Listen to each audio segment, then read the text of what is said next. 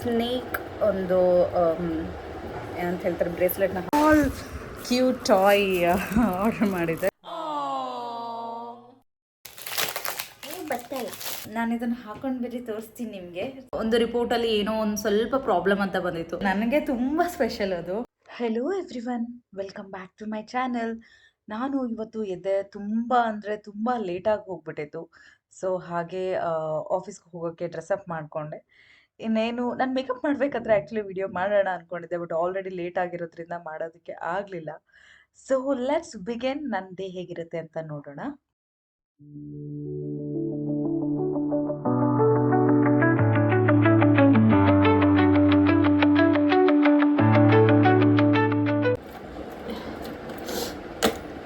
ಈ ಒಂದು ಇಯರ್ ಡ್ರಾಪ್ನ ಹಾಕೊಳ್ಳೋಣ ಅಂದ್ಕೊಳ್ತಾ ಇದ್ದೀನಿ. ಸೊ ಲೆಟ್ಸ್ ಸಿ, ಮ್ಯಾಚ್ ಆಗ್ಬೋದು ಅನಿಸುತ್ತೆ.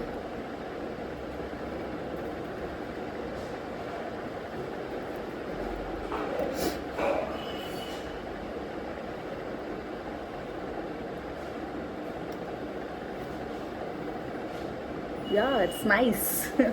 ಈ ಕಣ್ಣಲ್ಲಿ ಇನ್ನೀ ಏನೇನು ನೋಡಬೇಕು ಕಾಣೆ ಚೆನ್ನಾಗಿ ಕಾಣಿಸ್ತಾ ಇದೆ. ಸೊ ವಾಚ್, ಈ ವಾಚ್ನ ಹಾಕ್ಕೊಳ್ತೀನಿ. ಆ್ಯಂಡ್ ಇದಕ್ಕೆ ನಾನು ಸ್ನೇಕ್ ಒಂದು ಏನಂತ ಹೇಳ್ತಾರೆ ಬ್ರೇಸ್ಲೆಟ್ನ ಹಾಕ್ಕೊಳ್ಳೋಣ ಅಂದ್ಕೊಳ್ತಾ ಇದ್ದೀನಿ ವಿತ್ ದಿಸ್. ಸೊ ಈ ಕೈಗೆ ಇದು ಬ್ರೇಸ್ಲೆಟಾಗಿ ಹಾಕ್ತೇನೆ, ಇಲ್ಲಾಂದರೆ ಇದನ್ನು ಈ ಕಡೆ ಹಾಕ್ತೇನೆ.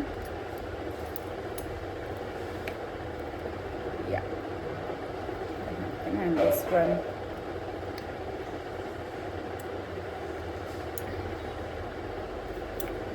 ಬ್ರೇಸ್ಲೆಟ್ ವಾಚ್ ಜೊತೆಗೆ ಮ್ಯಾಚ್ ಮಾಡೋಣ, ಚೆನ್ನಾಗಿರುತ್ತೆ ಅನ್ಸುತ್ತೆ. Ouch, it's nice.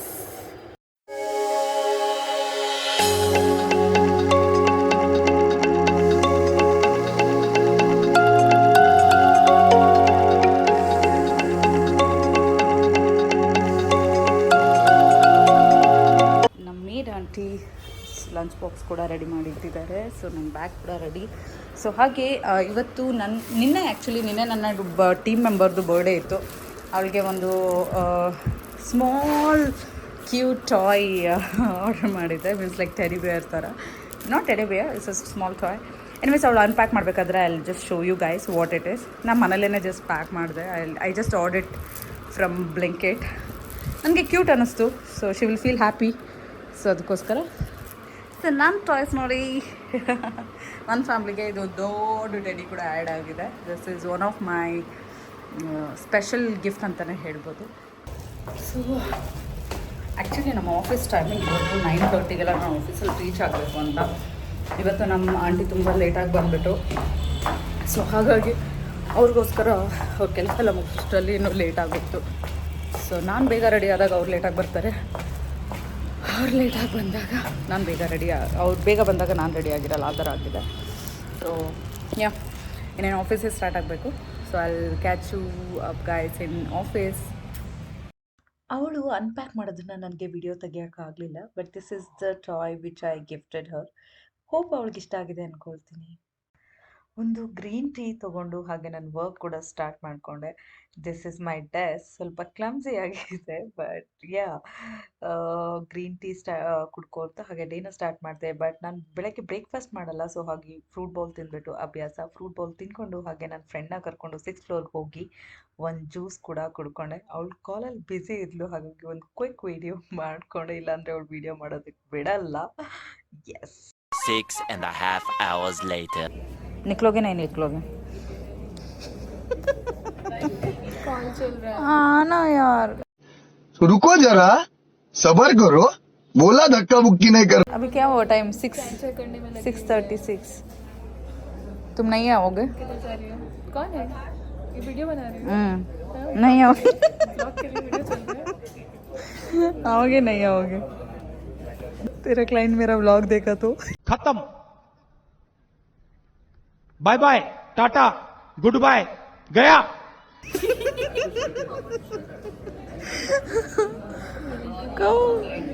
क्या हुआ? विल नॉट कम मैं निकलूंगी टाइम क्या हुआ पता है 6:45 नहीं 6:40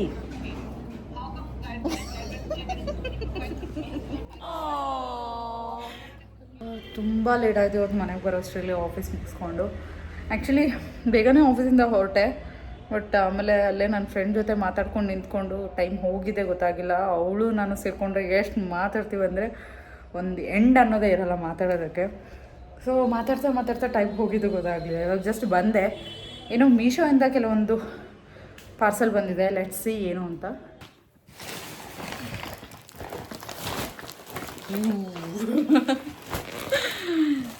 So I'll keep this for a little far. Okay. Yeah. So ನಾನು ಅಮೆಝಾನಿಂದ ನನಗೆ ತುಂಬ ದಿನದಿಂದ ಮಸಾಲ ಪುಡಿ ಮಾಡೋಕ್ಕೆ ನನಗೊಂದು ಇದಕ್ಕೆ ಏನಂತಾರೋ ಗೊತ್ತಿಲ್ಲ ನನಗೆ. No comments.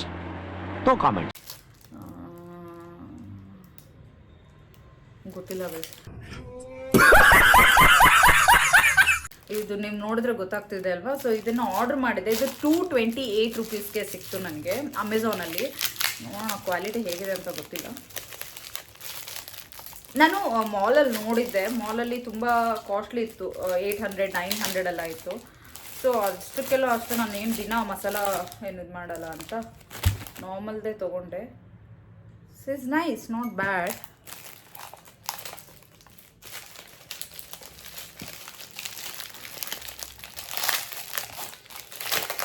ಬರ್ತಲ್ಲ ಸ್ವಲ್ಪ ಏನಕ್ಕೆ ಸುತ್ತಾರೆ ಇವರು.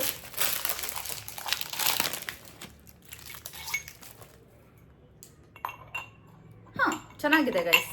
228 ರೂಪೀಸ್ಗೆ ವರ್ತ್ ಅಂತ ಅನ್ನಿಸ್ತಾ ಇದೆ. ಬಟ್ ಮೇ ಬಿ ಏನಂತ ಹೇಳ್ತಾರೆ, ತುಕ್ಕು ಹಿಡಿಬಹುದು, ಗೊತ್ತಿಲ್ಲ. ಮೇ ಬಿ ವಾಶ್ ಮಾಡಿ ಪ್ರಾಪರಾಗಿ ಡ್ರೈ ಮಾಡಿಟ್ರೆ ತುಕ್ಕು ಹಿಡಿಯೋ ಚಾನ್ಸಸ್ ಕಡಿಮೆ. अच्छा हमको सिखा रिया है.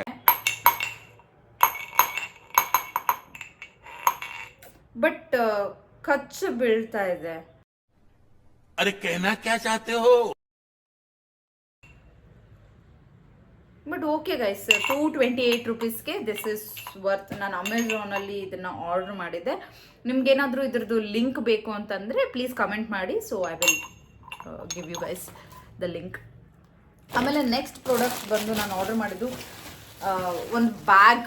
ನಮ್ಮ ತಮ್ಮ ಯಾವಾಗಲೂ ಅಥವಾ ನಮ್ಮಮ್ಮ ಯಾವಾಗ್ಲೂ ಊರಿಗೆ ಹೋಗ್ಬೇಕು ಅಂತಂದರೆ ಅವ್ರಿಗೆಲ್ಲ ಟ್ರಾಲಿ ಬ್ಯಾಗ್ ಅಷ್ಟು ಕಂಫರ್ಟಬಲ್ ಇರಲ್ಲ. ಬಿಕಾಸ್ ನಮ್ಮ ಊರ ಕಡೆ ಎಲ್ಲ ಟ್ರಾಲಿ ಬ್ಯಾಗ್ ಅಷ್ಟೊಂದು ಯೂಸ್ ಮಾಡಲ್ಲ.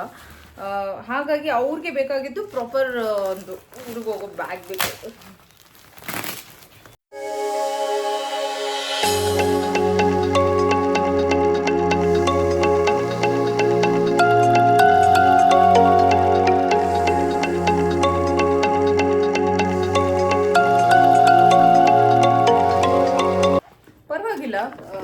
ಸ್ಪೇಷಿಯಸ್ ಇದೆ ತುಂಬ. ನಾನು ಆ್ಯಕ್ಚುಲಿ ಚಿಕ್ಕದೇ ಬರುತ್ತೆ ಅಂದ್ಕೊಂಡಿದ್ದೆ.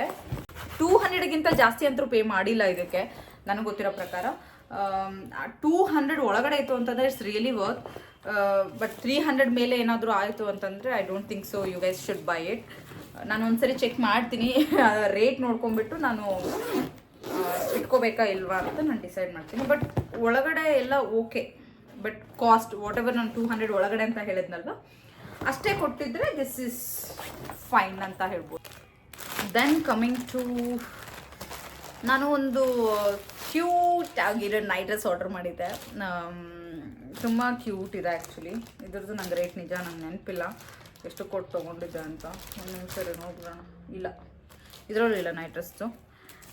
ನಾನು ಇದನ್ನು ಹಾಕೊಂಡು ಬೇರೆ ತೋರಿಸ್ತೀನಿ ನಿಮಗೆ. It's really nice. ಅದೊಂದು ಟೀ ಶರ್ಟ್ ಥರ ಒಂದು ಕೊಟ್ಟಿದ್ದಾರೆ. ಡ್ರೆಸ್ ಇಸ್ ಆ್ಯಕ್ಚುಲಿ ಇದ್ರದ್ದು ಸೈಜ್ ಏನೂ ಇರಲಿಲ್ಲ, ಇದು 1 ಸೈಜ್ ಅಂತ ಇತ್ತು. So this is a T shirt dress and full pant. So ನಾನು ಇದನ್ನು ಹಾಕ್ಕೊಂಡು ತೋರಿಸ್ತೀನಿ ಫಿಟ್ಟಿಂಗ್ ಹೇಗಿದೆ ಅಂತ. ಇದು ಕೂಡ ನೈಟ್ ಡ್ರೆಸ್. ನಾನು ತುಂಬ ದಿನದಿಂದ ನೈಟ್ ಡ್ರೆಸ್ ಆರ್ಡ್ರ್ ಇರಲಿಲ್ಲ, ಆಲ್ಮೋಸ್ಟ್ ಎಲ್ಲ ಹಳೇದಾಗೋಗಿತ್ತು. ಸೊ ಹಾಗಾಗಿ ಒಳ್ಳೆ ಒಂದು ಆಫರ್ ಇದೆ ಅಂತ ತೊಗೊಂಡೆ. Is how what it is. ಇದು ನನಗೆ ಗೊತ್ತಿಲ್ಲ, ಐ ಥಿಂಕ್ ಇಷ್ಟ ಆಗಲ್ಲ ಅನಿಸುತ್ತೆ. ಮೆಟೀರಿಯಲ್ ಅಷ್ಟು ಚೆನ್ನಾಗಿಲ್ಲ ಇದು. ಇದಕ್ಕೆ ನಾನು 230 ರೂಪೀಸ್ ಆರ್ಡರ್ 236 ರೂಪೀಸ್ ನಾನು ಕೊಟ್ಟಿದ್ದು. ತುಂಬ ಅಂದರೆ ತುಂಬ ತೆಳು ಇದೆ ಮೆಟೀರಿಯಲ್, ಸೀರಿಯಸ್ಲಿ ಚೆನ್ನಾಗಿಲ್ಲ. ಓಕೆ ಓಕೆ ಯಾವ ಇವೆಲ್ಲ ಓಕೆ. ನಮ್ಮ ಮನೆಯಲ್ಲಿ ಇನ್ನೂ ಕೆಲವೇ ದಿನಗಳಲ್ಲಿ ಇನ್ನೊಂದು ಇವೆಂಟ್ ಇದೆ. ಇವೆಂಟ್ ಇಂದ ಇನ್ನೊಂದು ಫಂಕ್ಷನ್ ಇದೆ. ಅದೇನು ಫಂಕ್ಷನ್ ಏನು ಅಂತ ನಾನು ನಿಮಗೆ ಹೇಳ್ತೀನಿ. ತುಂಬ ಸ್ಪೆಷಲ್, ನನಗೆ ತುಂಬ ಸ್ಪೆಷಲ್ ಅದು. ತುಂಬ ಒಂಥರ ಎಮೋಷ್ನಲ್ ಥರ ನನಗೆ, ಏನೋ ಗೊತ್ತಿಲ್ಲ ನನಗೆ. ಅದನ್ನು ನೆನೆಸ್ಕೊಂಡ್ರೇ ಏನೊಂಥರ ಖುಷಿಗೆ ಕಣ್ಣೀರು ಬರೋ ಥರ ಆಗುತ್ತೆ. ನಾನು ಆ್ಯಕ್ಚುಲಿ ಇನ್ನೊಂದು ವಿಷಯನ ನಿಮ್ಮ ಹತ್ರ ಶೇರ್ ಮಾಡಬೇಕು. ನಾನು ಹೇಳಿದೆ ಅಲ್ವಾ, ನಾನು ಇವಾಗ ನಮ್ಮ ಮನೇಲಿ ಇನ್ನೊಂದು ಫಂಕ್ಷನ್ ನಡೆಯೋದಿದೆ ಅಂತ. ಆ ಒಂದು ಖುಷಿ ಎಷ್ಟು ಖುಷಿ ಕೊಡ್ತಾ ಇದ್ದೇನೋ. ಕೆಲವು ದಿನಗಳಿಂದ ನಾವು ಅಷ್ಟೇ ಒಂದು ನನ್ನ ಫ್ಯಾಮ್ಲಿ ಆಗಿರ್ಬೋದು ಅಥವಾ ನನ್ನ ಸಿಸ್ಟರ್ ಫ್ಯಾಮ್ಲಿ ಆಗಿರ್ಬೋದು ತುಂಬ ಅಂದರೆ ತುಂಬ ನೊಂದ್ಕೊಂಡ್ಬಿಟ್ಟಿದ್ದೀವಿ.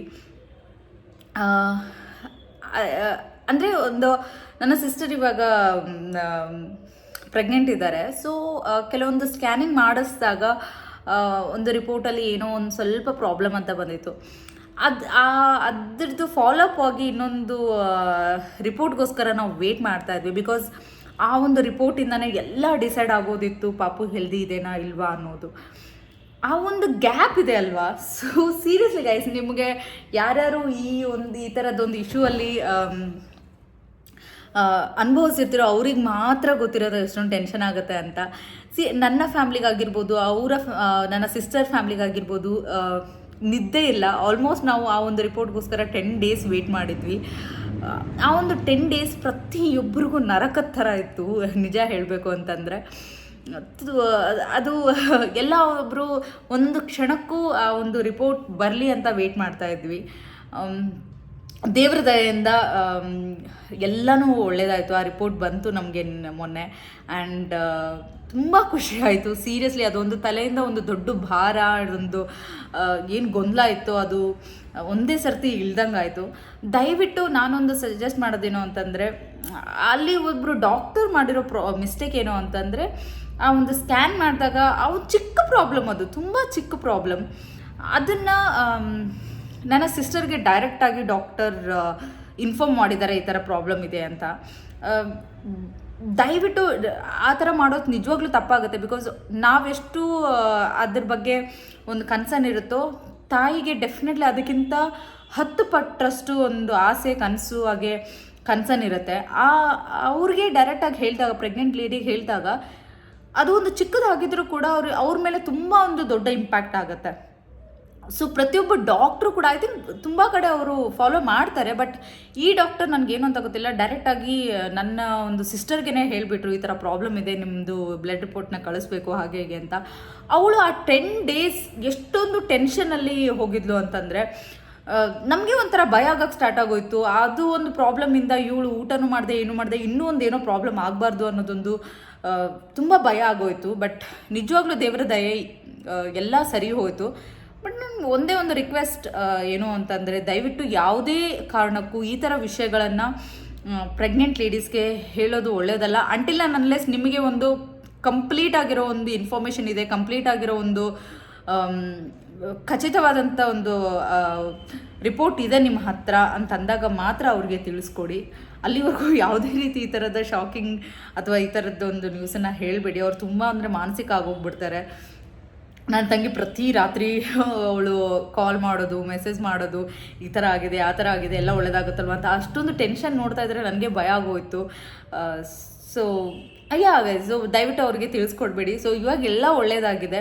ದಯವಿಟ್ಟು ಯಾವುದೇ ರೀತಿಯಿಂದ ಪ್ಯಾನಿಕ್ ಆಗದೆ ಸಮಾಧಾನವಾಗಿ ನಾವು ದೇವರ ಮೇಲೆ ನಂಬಿಕೆ ಇಟ್ಟರೆ ಡೆಫಿನೆಟ್ಲಿ ಯಾವುದು ಕೆಟ್ಟದ್ದು ಅನ್ನೋದು ಆಗಲ್ಲ, ಎಲ್ಲ ಒಳ್ಳೆಯದೇ ಆಗೋದು.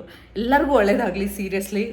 ಈ ಥರ ಯಾರಾದರೂ ಎಲ್ಲಾದರೂ ಒಂದು ಮೂಲೆಯಲ್ಲಿ ಯಾವುದೇ ರೀತಿಯಿಂದ ಪ್ರಾಬ್ಲಮ್ಸ್ ಅನುಭವಿಸ್ತಾ ಇದ್ರೆ ಈ ಥರ ಎಲ್ಲರಿಗೂ ಒಳ್ಳೇದಾಗಲಿ ಅಂತ ನಾನು ನಿಜವಾಗ್ಲೂ ಬೇಡ್ಕೊಳ್ತೀನಿ. ಬಿಕಾಸ್ ಆ ಒಂದು ನರಕ ಯಾರಿಗೂ ಬೇಡ, ಆ ಒಂದು ಸ್ಟ್ರೆಸ್ ಯಾರಿಗೂ ಬೇಡ. ತುಂಬ ಸ್ಟ್ರೆಸ್ ಅದು, ಯಾರಿಗೂ ಆ ಥರ ಬರೋದು ಬೇಡ. ಸೊ ಅದಕ್ಕೆ ಫಾಲೋ ಅಪ್ ಆಗಿಯೇ ನಾವು ಒಂದು ಇವಾಗ ಇವೆಂಟ್ ಮಾಡ್ತಾಯಿದ್ದೀವಿ. ಬೇಬಿ ಶಾರ್ ಇವೆಂಟ್ ಮಾಡ್ತಾ ಇದ್ದೀವಿ. So I am so excited, like ತುಂಬ ಎಕ್ಸೈಟೆಡ್ ಆಗಿದ್ದೀನಿ ನಾನು ಆ ಒಂದು ಇವೆಂಟ್ನ ಮಾಡೋಕ್ಕೆ. ಎನಿವೇಸ್ ನಿಮಗೆಲ್ಲಾನು ನನ್ನ ವ್ಲಾಗಲ್ಲಿ ತೋರಿಸ್ತಾ ಇರ್ತೀನಿ, ನೋಡ್ತಾ ಇರಿ ನಾವು ಹೆಂಗೆಲ್ಲ ಎಂಜಾಯ್ ಮಾಡ್ತೀವಿ ಅಂತ. So I am waiting. ಮತ್ತೆ ಭೇಟಿಯಾಗೋಣ. ನಮಸ್ಕಾರ.